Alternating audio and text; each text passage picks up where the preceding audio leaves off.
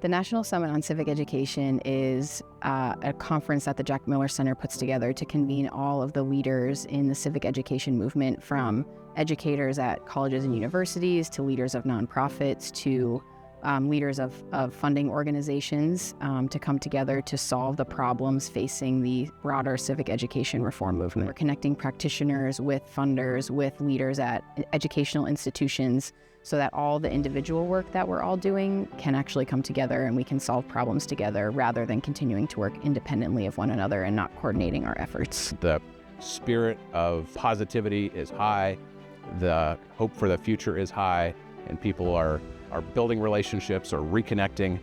National Summit on Civic Education is helping to breathe life into a movement that needs new energy at a critical time in our country's history. The future is bright with the people who've gathered here, who see the need and are doing some very positive things to really grow the movement for civic education at a critical time.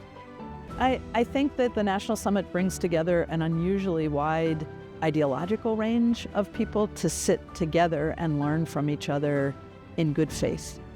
So I think that's a charter principle of the organization, and I would love to have the seeds that you plant here be exported in many different directions. I think we have a lot of work to do, and I'm always heartened to be in rooms where people are rolling up their sleeves and doing the work. One of the reasons why I came to the summit is that I believe that the only way forward for our country is for us to think in cross-ideological, cross-partisan ways.